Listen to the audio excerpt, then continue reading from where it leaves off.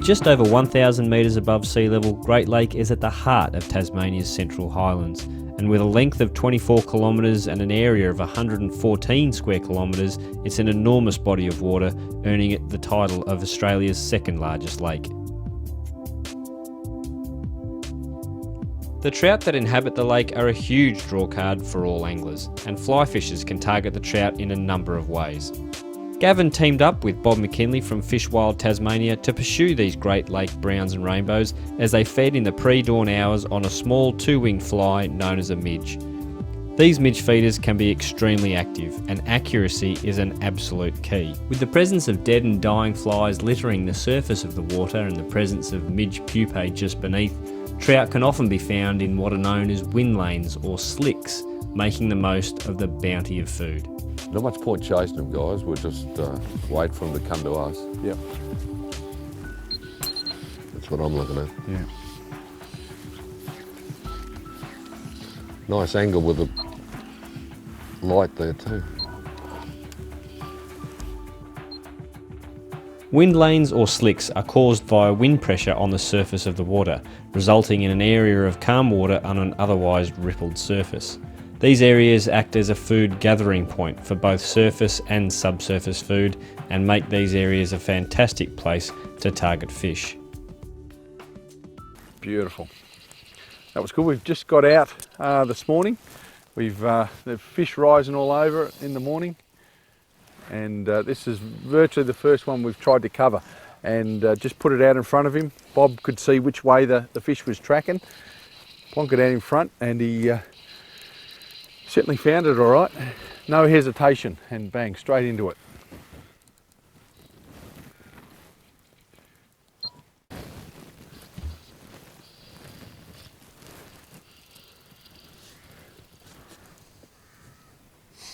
They could well be feeding on midge, as Bob said, because it's so calm and flat, you know. But if you threw out midge at the moment, it's going to be 1 in 20 million of them. So you throw out like a nice big dun, which there was a bit of a hatch before as well. So they tend to see it, and it's something pretty sustainable to eat. And it's In situations like this, with so much food gathered on the surface of the water, casting an imitation of a midge can be futile. In these conditions, Bob is a big fan of Bruce Gibson's emerger, and consequently, that's what Gavin had tied on for the morning session, and its presentation can often be met with aggression by the fish.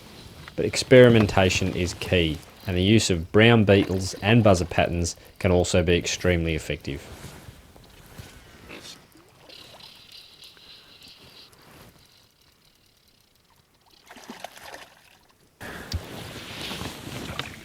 beautiful.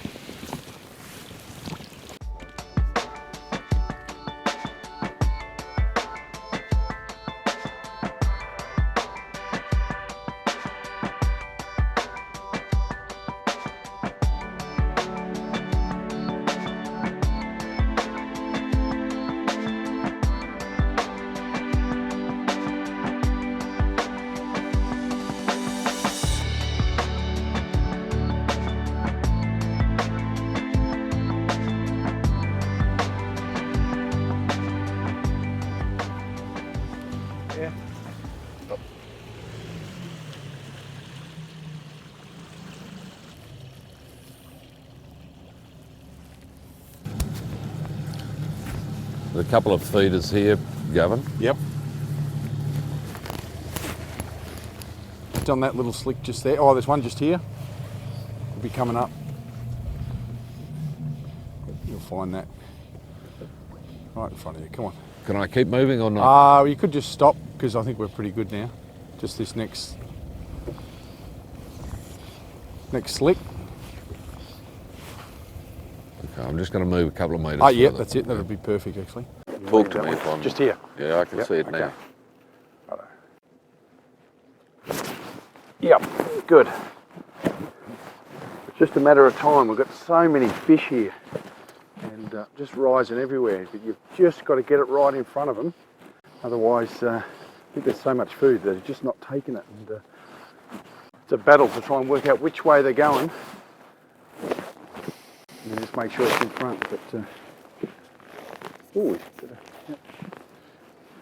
a bit of going in.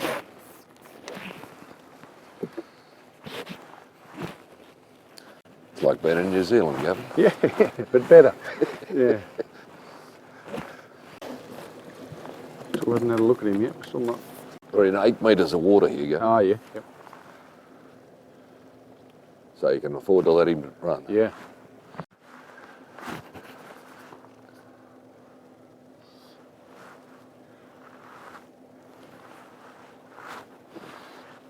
Nice fish too. Yeah.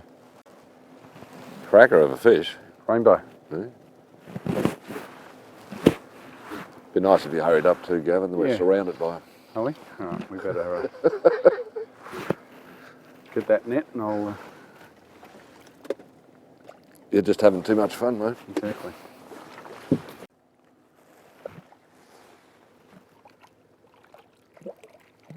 Beautiful.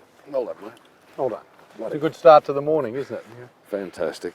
We've got up early, got up about 5 o'clock to get right on the water, like on daybreak, and hopefully there was going to be some midge feeders all around. And sure enough, you've come through again, Bob. There's a super guide, Bob, down here in Tassie. So on the water, just literally covered with feeders. So too many fish, not enough time.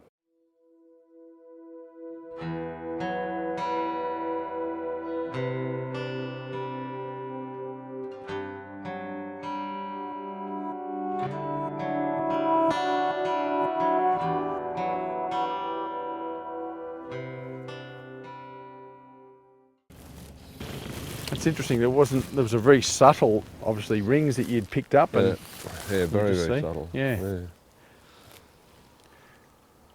It's a nice fat little fish. Yeah.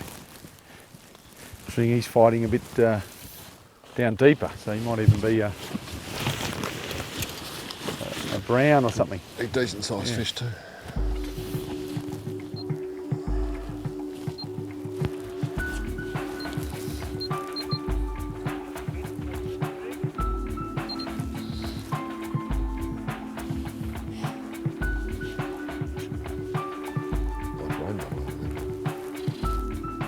Straight ahead down your rod.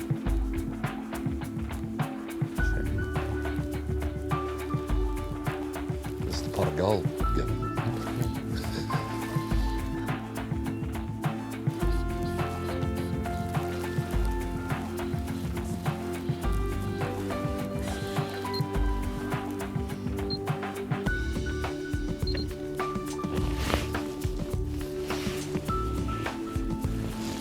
Righto. That's a nice looking fish. Yeah.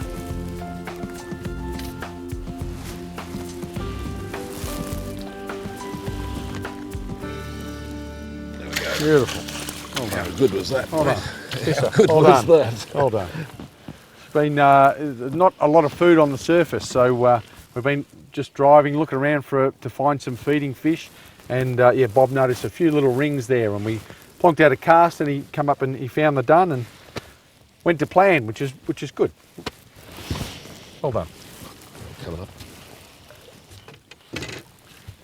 He's as fat as a seal, this guy. Yeah.